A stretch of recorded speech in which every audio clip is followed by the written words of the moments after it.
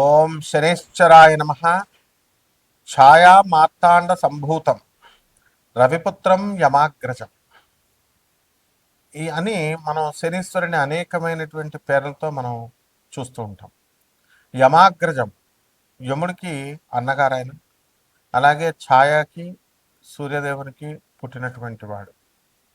నీలాంజన సమాభాసం రవిపుత్రం యమాగ్రజం ఛాయా మార్తాండ సంభూతం రవి ఈ యొక్క తం నమామి శనేశ్వరం అంటూ మనం పెడతాం కదా. అందువల్ల ఈ శని ఇప్పుడు మనకి ఎక్కడున్నాడండి?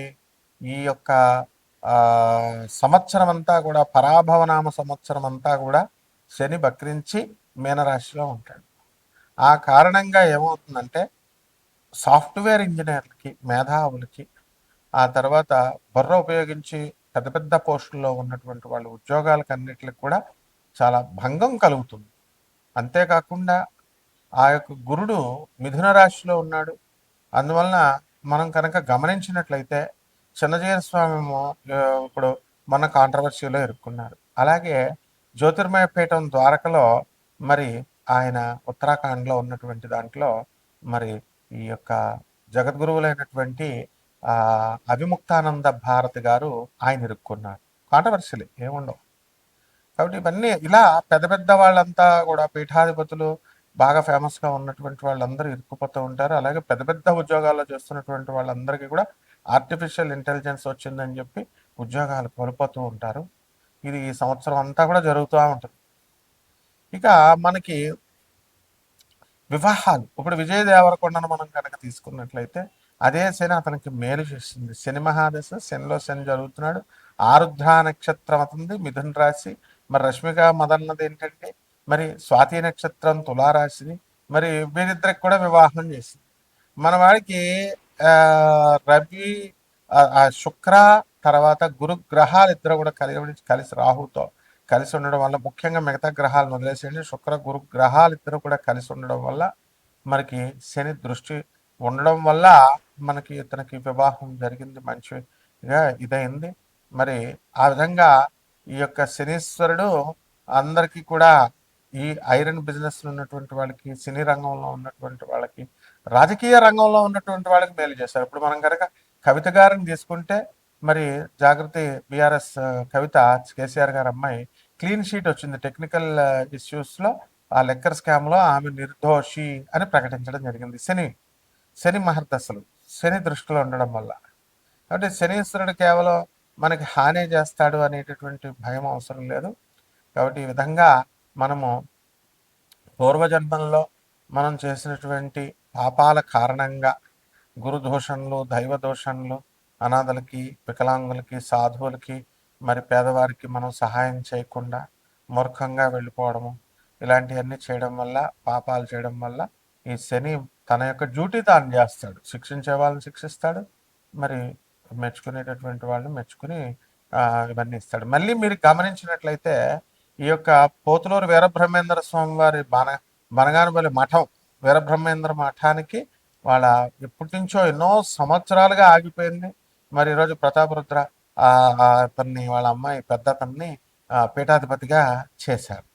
అంటే అపరిష్కృతంగా ఉన్నటువంటి పనులన్నీ కూడా పరిష్కృతమైపోయి ముందుకు తీసుకెళ్తా ఉంటాడు. ఏ ఏ రాశుల వారికి, ద్వాదశ రాశుల వారికి, మనకి ఏ రాశుల వారికి శని అనుకూలంగా ఉంటాడో ఆ యొక్క రాశులన్నీ కూడా ముందుకెళ్తాయి. ఏవైతే అనుకూలంగా లేవో వాళ్ళకి మరి దెబ్బతీస్తూ ఉంటాడు. అంతేకాకుండా ఇప్పుడు పంచగ్రహ కూటమి నడుస్తుంది. రాహువు, రవి, కుజ, బుధ, శుక్ర గ్రహాలు నడుస్తున్నాయి. కేతు సింహరాశిలో ఉన్నాడు. మరి వీటి కారణంగా మనకి శని మేనరాశిలో ఉండడము, వీళ్ళంతా కూడా వ్యయంలో ఉన్న కారణంగా కూడా మనకి అనేకమైనటువంటి మార్పులు వస్తూ ఉంటాయి. కాబట్టి ఇవి కోటాను కోట్ల మందికి కామన్ ప్లాట్ఫారం మీద మనం చూసి చెప్పేటటువంటి రాశిఫలాలు, ద్వాదశ రాశిఫలాలు.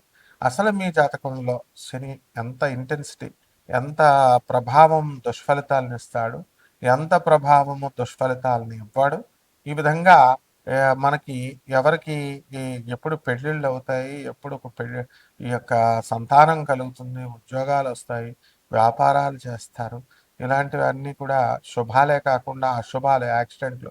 ఇప్పుడు సింహరాశి వారికి ఏం జరిగిందంటే, మఖా నక్షత్రం సింహరాశిలో ఉన్నటువంటి ఒకళ్ళకి మరి బైక్ మీద వెళ్తుంటే అవతల వాడు బైక్ మీద వచ్చేసి గుద్దేశాడు, కోమాలోకి వెళ్ళిపోయాడు. మరి వైద్యం జరగాలి కదండి.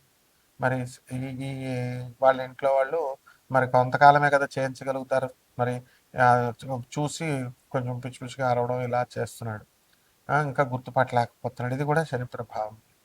లేకపోతే వివాహాలకి ఈ గృహ ప్రవేశాలకు అసలే ఇది మనం ఏం కాలం అండి ఇది, ఈ యొక్క ఎండాకాలం. ఈ కాలంలో గృహప్రవేశాలు ఇవి జరుగుతున్నాయి. ఇవి చూద్దామని చెప్పేసి మనం మన వాళ్ళంతా బంధువులు అక్కగారింటికి ఓ తమ్ముడు వెళ్ళాడు. తమ్ముడు వెళితే ఏమైందండి, మరి వాళ్ళ ఇంట్లో దొంగతనం జరిగి అరకిలో వెండి, 1,50,000 డబ్బు ఇవి దొంగిలించారు. కేసు పెడదామని పోలీస్ స్టేషన్కి వెళ్తే ఎస్ఐ పొద్దున్న రమ్మంటాడు, సాయంత్రం రమ్మంటాడు. ఎందుకంటే వెండి రికవరీ చేయాలి, పైనుంచి క్రైమ్ రిపోర్ట్స్ అన్నీ కూడా చూపించుకోవాలి. ఏసీపీ డీసీపీ కాన్ఫరెన్సుల్లో, సిపి కాన్ఫరెన్సుల్లో చూపించాలి ఇవన్నీ కూడా. సో ప్రెజర్ ఉంటుందని ఈ విధంగా కేసు తీసుకోవట్ల. అయితే ఈ విధంగా ఇవన్నీ ఎందుకు, బంగారం రేటు పెరుగుతుందని యూట్యూబ్లో పండితులంతా కూడా మరి దొంగ భూములు చూపించి 5 లక్షలు అయిపోతుంది అని చెప్తే కొన్నారు. మొన్న ఇటీవల వైజాగ్లో బంగారం కోసం ఎక్కువ రేటు పెరిగింది కాబట్టి ఆ బంగారం కొనడం కోసం పీక కోసేసాడు. చూశారు కదా మీరు. దొంగతనాలు జరుగుతున్నాయి, దోపిడీలు జరుగుతున్నాయి. కాబట్టి బంగారం కొనద్దు ఎవరు కూడా.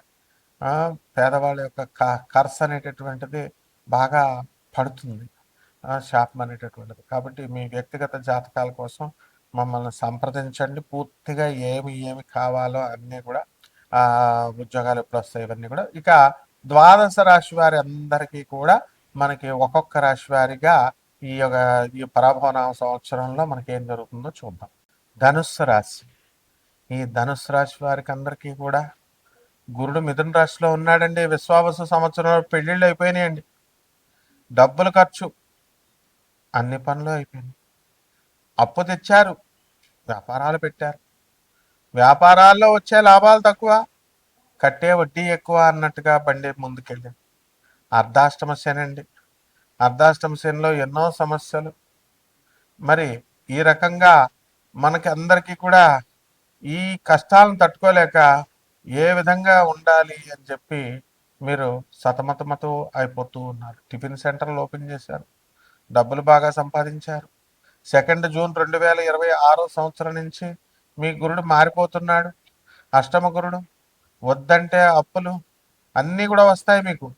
అప్పులంటే మామూలు చిన్న చిన్న అప్పులు కాదు.